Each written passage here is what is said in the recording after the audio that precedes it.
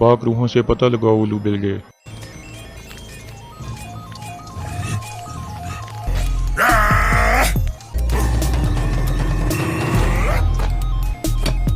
रूहें क्या बताती हैं उलू बिलगे?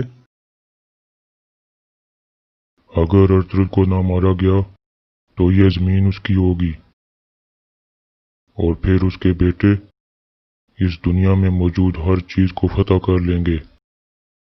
मैं उसको और उसके पास मौजूद हर चीज़ को तबाह कर दूंगा, हर चीज़। अस्सलाम वालेकुम नाजरीन, पिछली किस्त में आपने देखा कि हाइमा खातून की तबीयत बिगड़ जाती है। इसके बाद कबीले के हकीम अर्तुग को बुलाया जाता है। वो कहता है कि इनकी तबीयत सदमे की वजह से बिगड़ी है और उनको जड़ी बूटियों का एक सिरप बना कर देता है।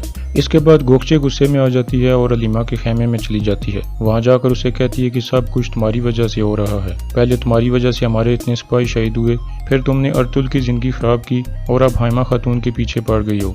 इसके बाद वो अपना खंजर निकालती है और कहती है कि अगर हाइमा खातून को कुछ हुआ तो मैं तुम्हें मार डालूंगी, और फिर वहाँ से चली जाती है। दूसरी तरफ अर्तुल के पीछे मंगोल पड़े होते हैं, लेकिन अर्तुल ऐसी चाल चलता है कि वो सब अर्तुल को तलाश करने के लिए इलादा हो जाते हैं, जिसका फायदा अर्तुल को होता है और वो एक एक करके उनको मारना शुरू कर देता है।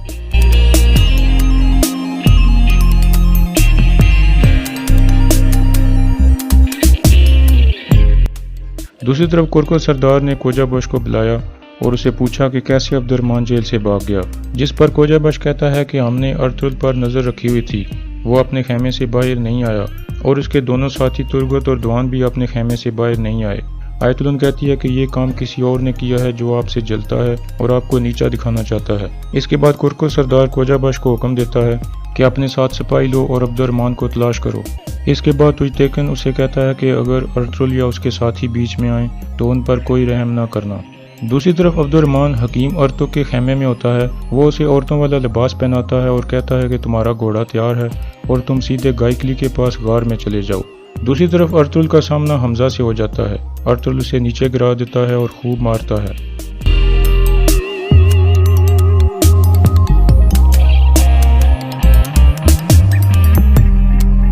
इतने में तानगुत अपने सिपाहियों के साथ वहां पर पहुंच जाता है। अर्तुल का घोड़ा करीब ही था, इसलिए वो वहां से निकल जाने को तरजीह देता है। मंगोल सिपाही अर्तुल पर तीर भी चलाते हैं, लेकिन अर्तुल बच जाता है और वहां से निकल जाता है। दूसरी तरफ कबीले में हाइमा खातून को पता चलता है कि कुरकुर सरदार ने अर्तुल और उसके साथियों के पीछे अपने सिपाही भेजे हैं, क्योंकि वो समझते हैं कि अब्दुर्रहमान को अर्तुल ने जेल से भगाया है। जिस पर हाइमा खातून सख्त गुस्से में कुरकुर सरदार के खेमे में चली जाती हैं और कहती हैं कि ये आप अच्छा नहीं कर रहे। मैंने पहले ही अपने बेटे को कबीले से निकाल दिया था, फिर आपने उसके पीछे सिपाही क्यों भेजे हैं? जिस पर कुरकुर सरदार कहता है कि मैं सिर्फ जिरगे के फैसले पर अमल कर रहा हूँ और अब्दुर्रहमान को वापस कबीले में लाना चाहता हूँ, और जिन्होंने उसको भगाने में मदद की है उनको भी सजा देना चाहता हूँ। दूसरी तरफ तुर्गत और दुआन गायकली के गार में पहुंच जाते हैं और अर्तुल और अब्दुर्रहमान का इंतजार कर रहे होते हैं। इतने में अब्दुर्रहमान औरतों के लिबास में वहां पर पहुंच जाता है और वो सब खुश हो जाते हैं।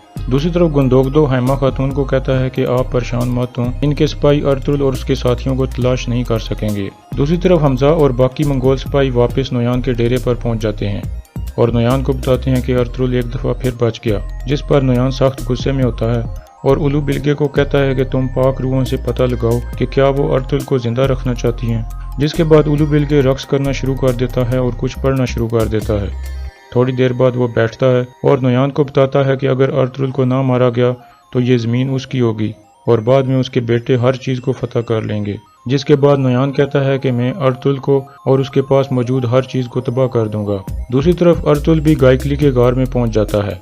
उसका जख्मी हाथ देखकर दुआन पूछता है कि ये कैसे हुआ, तो अर्तुल बताता है कि तानगुत और हमजा ने सिपाहियों के साथ मेरा पीछा किया था। तुर्गत कहता है कि हमारे पीछे भी कुछ मंगोल आए थे।